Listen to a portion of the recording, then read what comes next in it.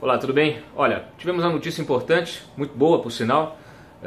O ministro Herman Benjamin pediu ao ministro Gilmar Mendes, presidente do TSE, que marque já o julgamento da ação que pode cassar a chapa Dilma Temer. Isso pode acontecer já na semana que vem, ele pode já marcar para a semana que vem esse julgamento, porque o próprio Herman já está finalizando o seu voto, né? Ele concluiu o relatório final, está finalizando o seu voto, e tudo indica que ele vai pedir a cassação da chapa por abuso de poder político econômico, né, a corrupção envolvendo o financiamento da campanha de Dilma e Temer.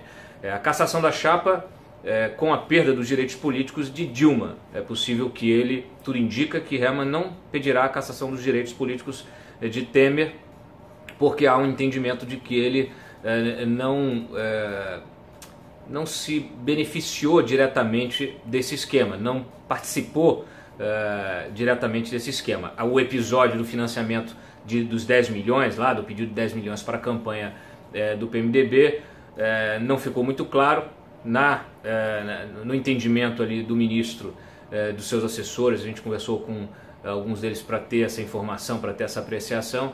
O entendimento é de que se houve o pedido, esse pedido foi para a campanha do PMDB, parte para a campanha do Paulo Scaff, que era uma coisa que já estava mais ou menos definida pelo Marcelo Odebrecht, e parte para outras campanhas do PMDB e não a campanha presidencial. Então, o Benjamin ele entende que isso precisa ser investigado, mas não nesta ação, porque essa ação ela está concentrada, está focada na chapa presidencial. Então, dito isso, o que vai sobrar para Dilma, né, tudo que pesa, né, contra ela aí, né, e que ficou mais claro do que nunca com as delações da Odebrecht, que a gente trouxe aí a integralidade delas na semana passada, em primeira mão, a do Marcelo, que é uma bomba, todas as outras que sustentam, né, esse entendimento de que a campanha da Dilma de reeleição foi toda financiada por meio de um esquema de corrupção poderosíssimo, né? Então, esse deve ser o encaminhamento.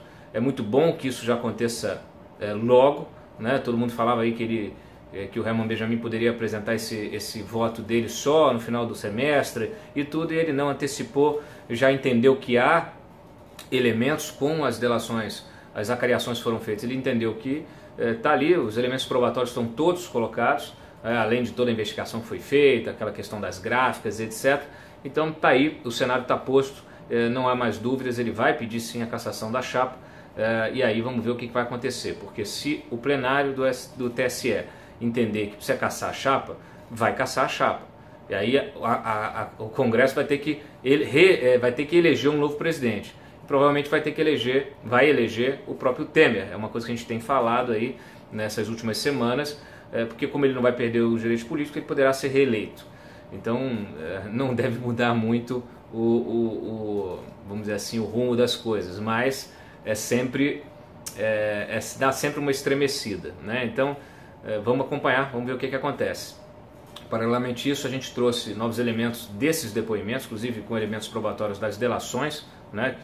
Os mesmos elementos de prova que foram entregues pelos delatores no TSE também foram entregues na PGR, né? Na PGR, que hoje estão na mão do Fachin. Fachin adiou, aí só deve entregar, só deve fazer o pedido, né, autorizar ali as investigações, as aberturas de inquérito do pessoal entregue aí pelo Odebrecht, pessoal com foro privilegiado e aqueles desmembramentos para a primeira instância, e até a retirada do sigilo, né, para a gente tomar conhecimento de tudo que tem nessas delações.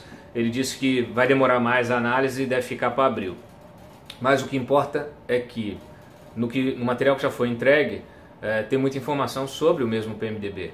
Então isso tudo não pode ser tirado do horizonte, né? Nessas delações, nesses depoimentos que a gente teve acesso, há muita informação contra pessoas importantes do PMDB, né? O Edson Lobão, Moreira Franco, Eliseu Padilha, inclusive a gente colocou ainda há pouco planilhas, né? As planilhas daquele sistema de pagamento de propina da Odebrecht, mostrando ali várias remessas para o Angorá, né? O Angorá que em determinado momento, que é o apelido do Moreira Franco, o Moreira Franco é conhecido como Angorá, mas que em determinado momento ele é identificado, esses repassos são identificados a Eliseu Padilha.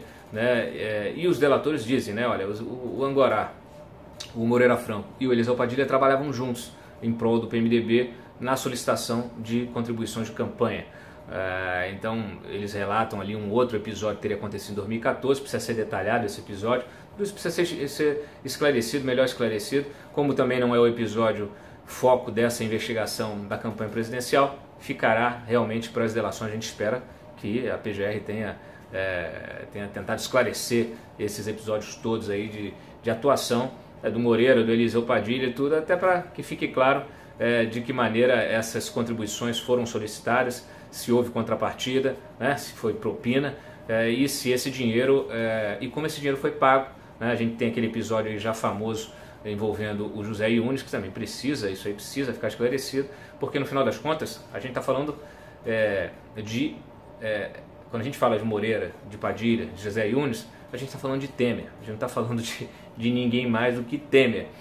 Temer que é, né, o coordenador, né, o grande nome do PMDB, e essas pessoas atuavam em nome do Temer.